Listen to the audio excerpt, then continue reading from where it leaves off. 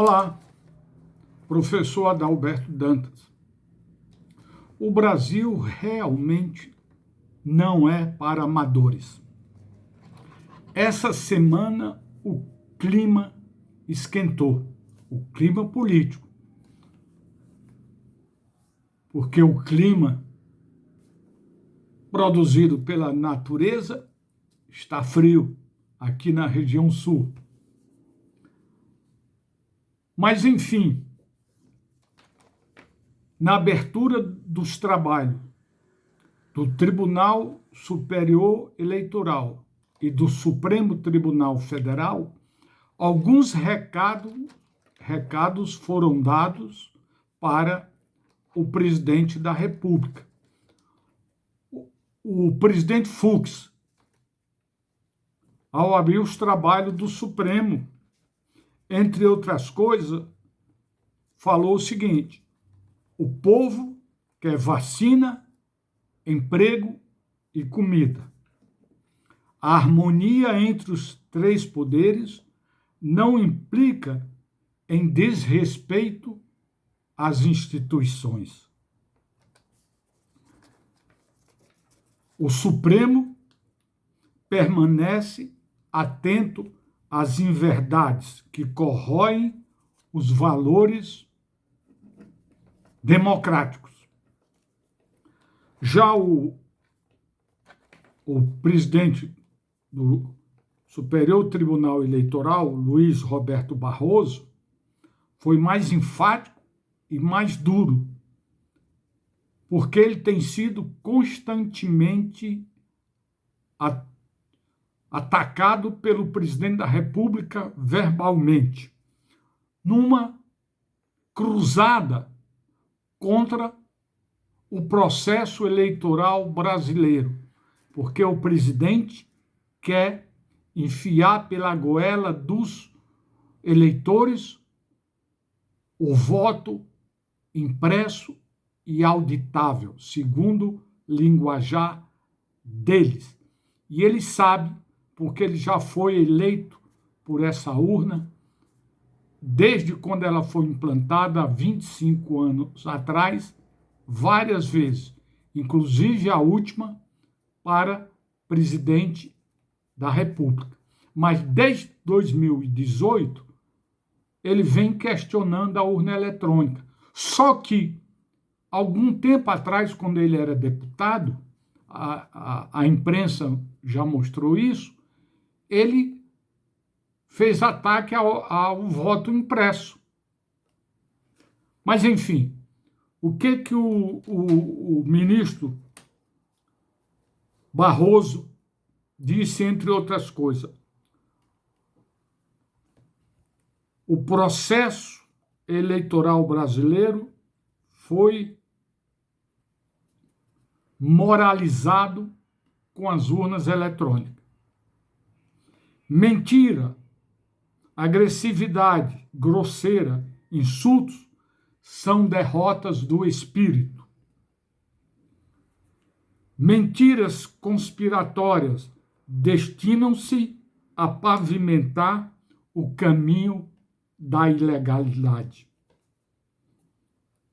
É necessário desmentir fake news. Se acorrentar a crença de que uma mentira repetida muitas vezes levam à verdade, é um engano.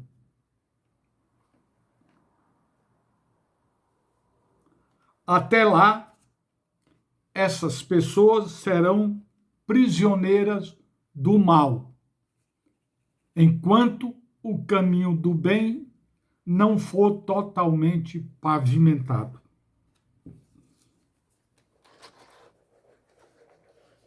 Então, o ministro Roberto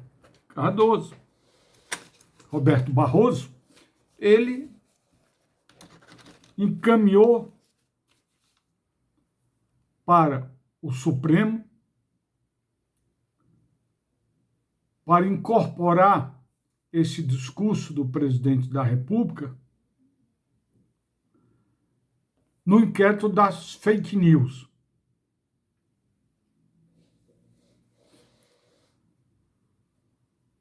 Ao mesmo tempo em que esse clima se dá entre os ministros das duas cortes e o presidente da República, na Câmara Federal,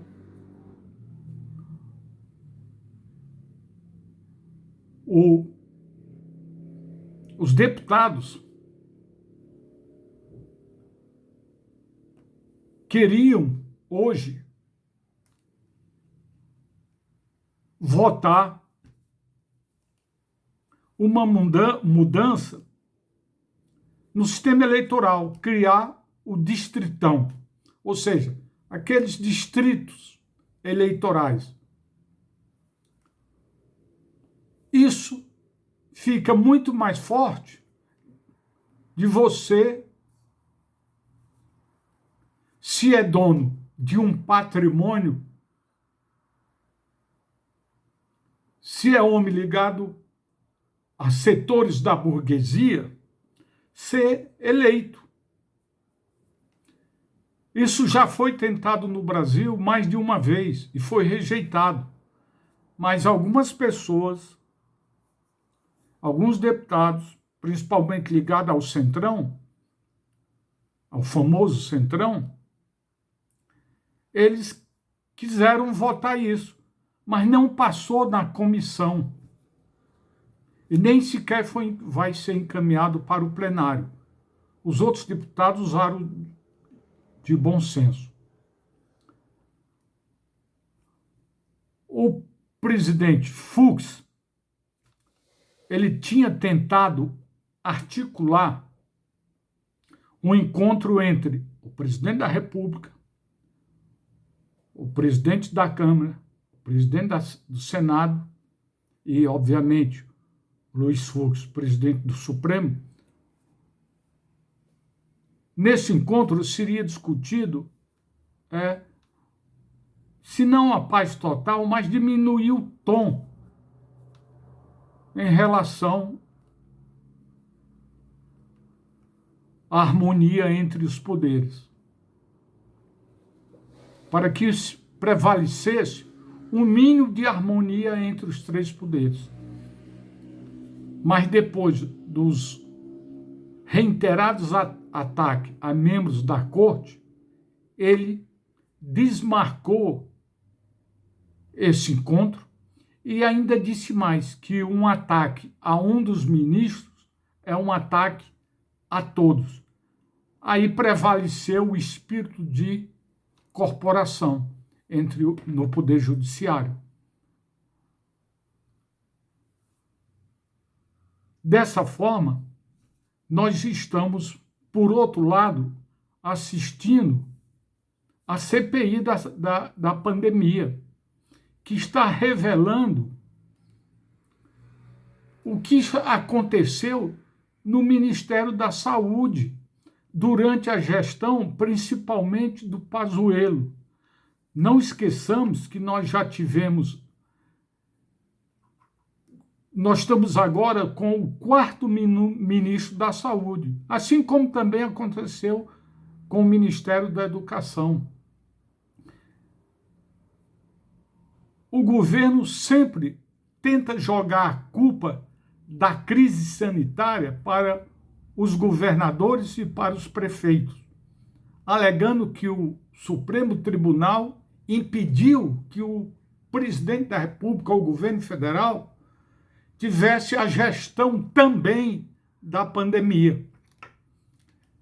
E aí foi que veio aquela história que saiu nos vídeos de que uma mentira contada várias vezes não se torna verdade.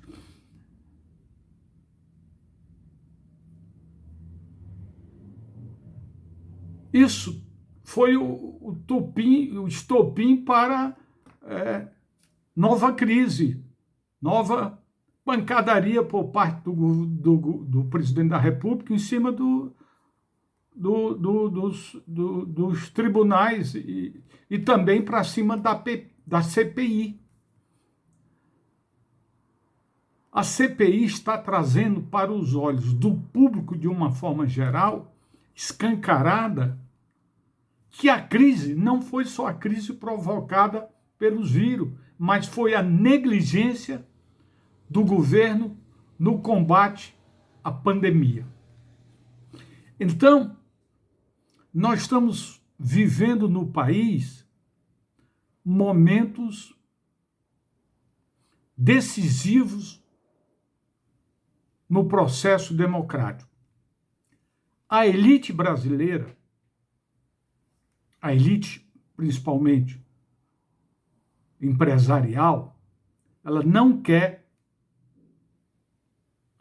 que a ordem econômica, política no Brasil se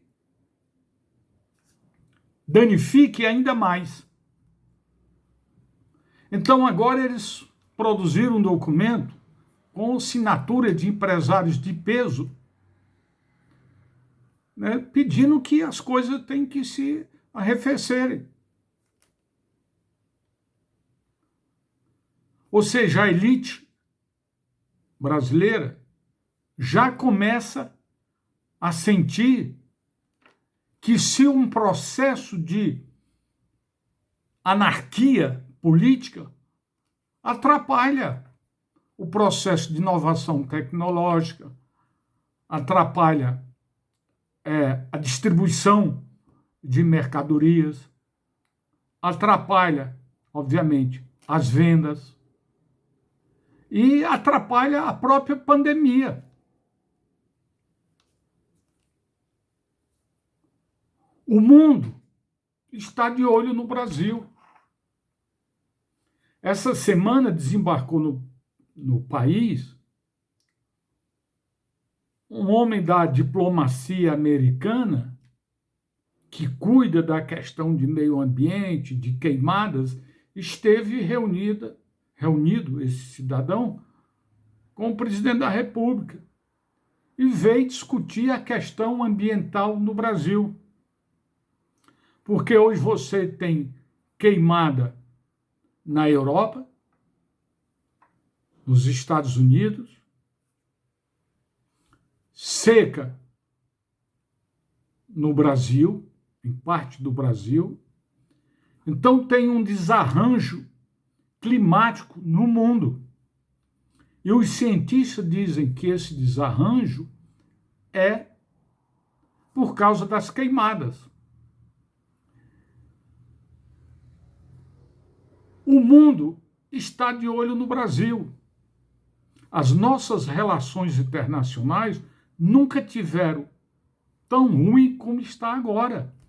Porque nós tivemos um ministro das Relações Exteriores que atacou países amigos. O próprio presidente da República verbalizou um discurso inicialmente do seu mandato contra a China. Os filhos do presidente atacaram verbalmente a China, que o embaixador chinês no Brasil teve que se contrapor a esses ataques. O ministro da Educação brasileiro atacou a China. O presidente da República disse que a eleição dos Estados Unidos foi fraudada, porque o Donald Trump perdeu.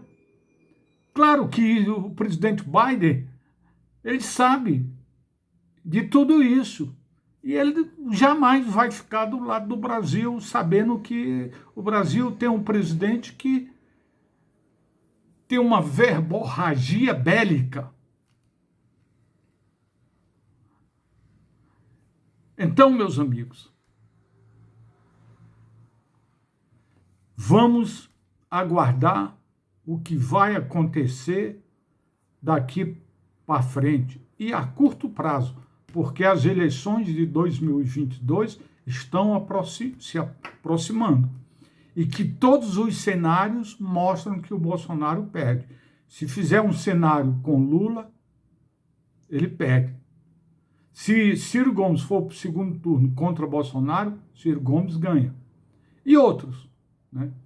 Alguns estão torcendo por uma terceira via, mas, dada a polarização que o país está vivendo, dificilmente uma terceira via vingará.